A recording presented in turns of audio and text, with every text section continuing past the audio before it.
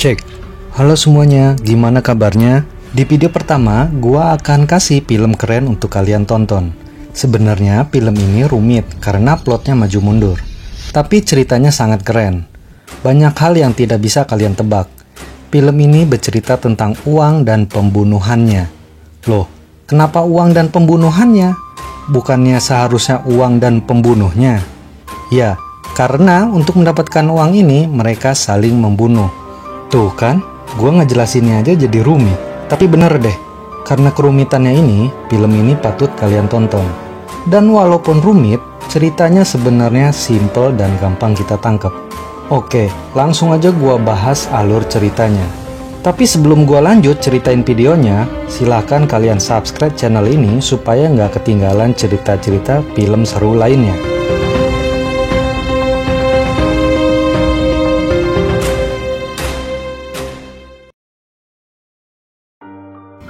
Nah, film ini bermula ketika ada seorang pria menaruh tas yang berisikan uang ke dalam loker.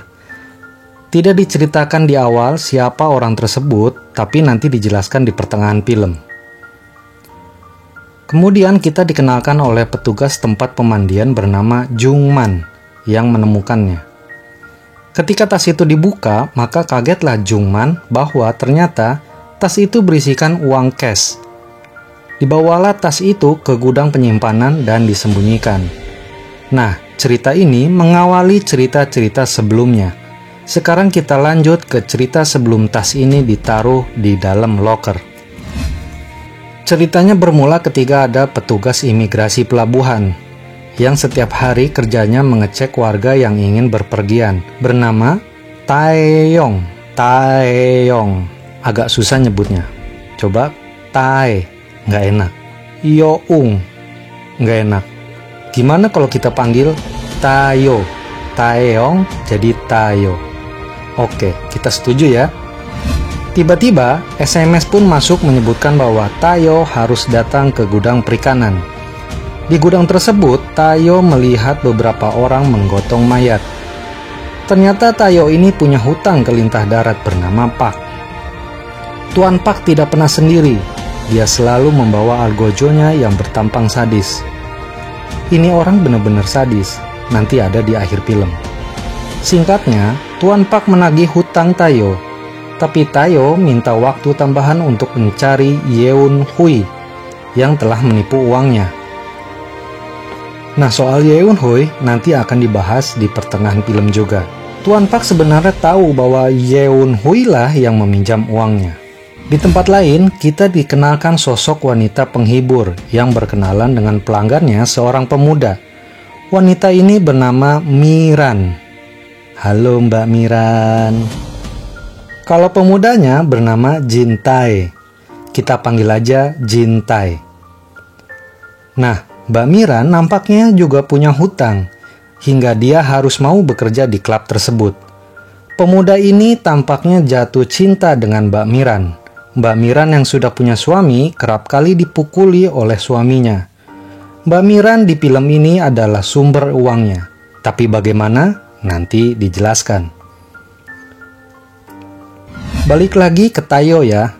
Dalam misi membayar hutangnya, Tayo menemui saudaranya, kita sebut saja Belo. Tayo bilang bahwa ada orang yang bernama Dongpal hendak datang ke Korea membawa uang cash yang banyak. Namun Tayo butuh Belo untuk ambil uangnya ketika di pelabuhan. Mereka akan mendapatkan 20% dari uang yang akan didapat. Belo pun setuju atas cerita Tayo. Besoknya, Tayo sedang menunggu Dongpal yang diceritakan ke Belo. Ternyata orangnya tidak ada. Yang ada malah detektif yang menanyakan Dongpal yang dia tunggu. Ternyata Dongpal adalah teman sekelas Tayo dan detektif ini kakak kelas mereka. Tiba-tiba hujan pun turun. Detektif ini masuk ke dalam mobil Tayo. Akhirnya mereka memutuskan untuk pergi makan di restoran. Detektif ini bercerita bahwa Dongpal adalah buronan penipuan. Tayo pun mengaku tidak pernah berhubungan dengannya. Sepertinya detektif ini tahu bahwa Tayo pasti tahu tentang Dongpal. Tiba-tiba telepon detektif berdering. Ada yang mengatakan bahwa Dongpal telah ditemukan dan detektif itu pun pergi. Balik lagi ke Mbak Miran. Kali ini cerita Mbak Miran dengan Jintai tersebut habis senam malam. Seger nih kayaknya. Ya, nampaknya wanita tersebut memang butuh kasih sayang dari seorang laki-laki. Jintai melihat punggung Mbak Miran penuh dengan luka memar dan Jintai bilang bahwa dia mau membunuh suaminya.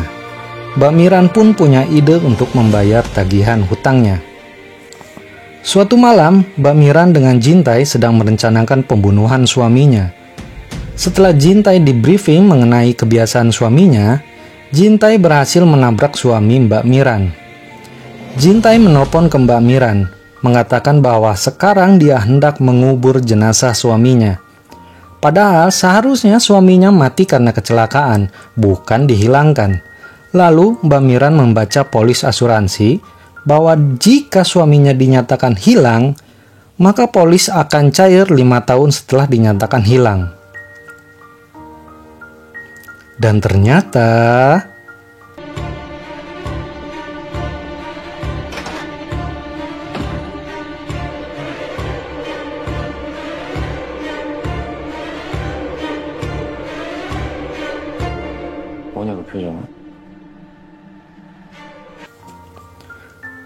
suaminya pulang saat itu. Lalu siapa yang dibunuh oleh Jintai? Jintai kemudian datang ke rumah Mbak Miran membawa boneka. Jintai berpikir bahwa mereka akan bahagia mulai saat ini. Namun dijelaskan oleh Mbak Miran bahwa suaminya masih hidup.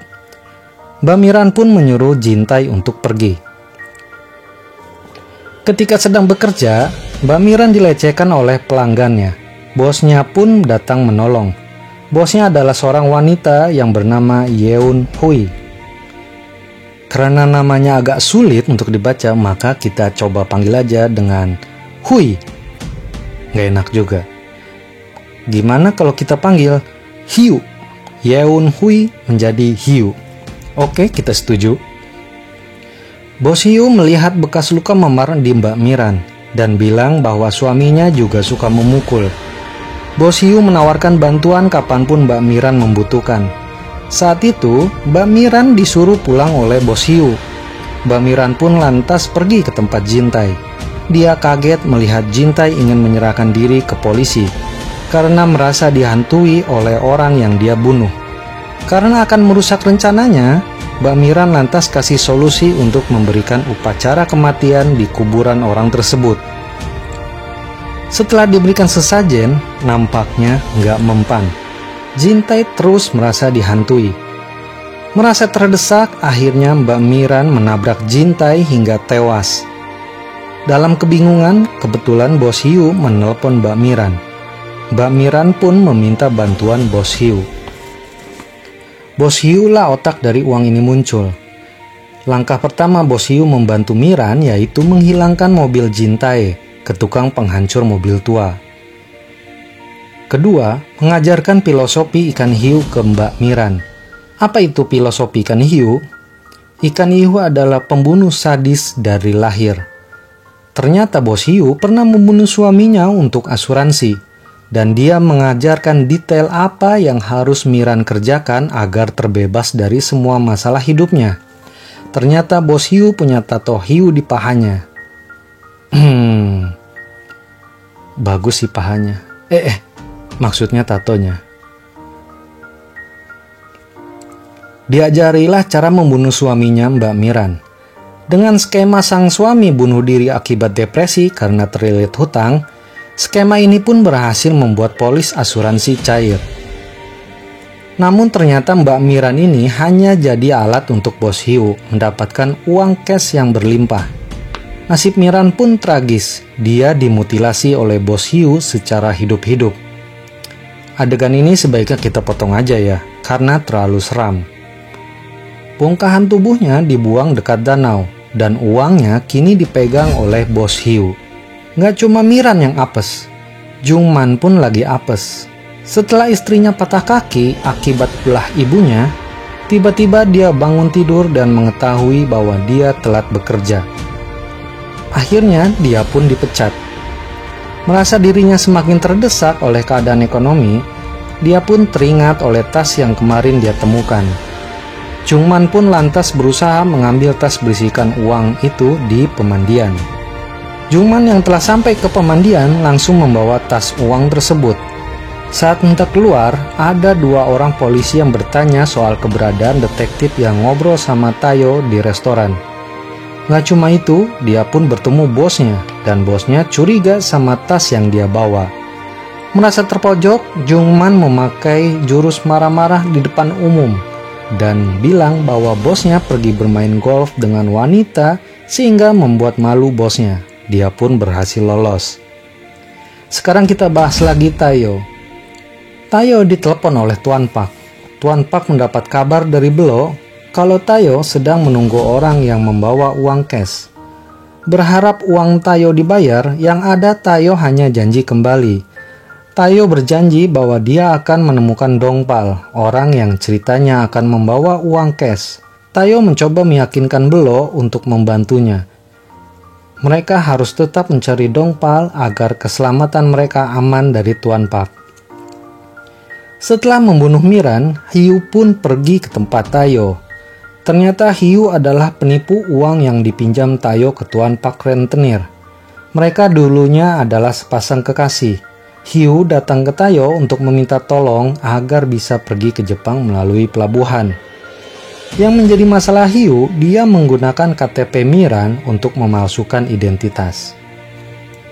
Di tengah perbincangan, datanglah detektif ke tempat Tayo sambil membawa minuman. Walaupun sudah dilarang, tapi detektif kekeh pengen masuk. Akhirnya mereka minum bersama.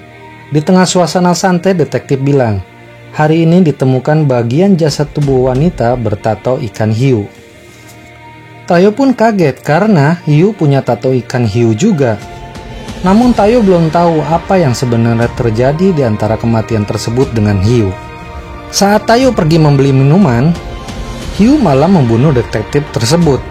Itu kenapa sebelumnya ada 2 orang polisi cari detektif ke pemandian. Dengan tampang polosnya, Hiu meminta bantuan Tayo untuk membereskan mayat detektif tersebut. Kagetlah si Tayo mengetahui ada pembunuhan terjadi di tempatnya, dan dia terjebak di kasus yang semakin dalam.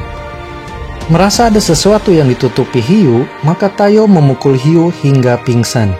Tayo menemukan uang cash di bagasi mobil Hiu dan pergi membawa uang cash tersebut. Belo datang bersama Tuan Pak ke tempat Tayo atas informasi Tayo bahwa Hiu ada di tempatnya. Saat datang, Belo mendapati Hiu pingsan. Saat Hiu sadar, dia tahu bahwa nyawanya terancam di tangan Tuan Pak. Saat hendak mencoba ingin membayar hutangnya, dia baru sadar bahwa uangnya telah dicuri oleh Tayo. Akhirnya, Hiu dan Tuan Pak pergi mencari Tayo yang hendak ke pelabuhan untuk kabur.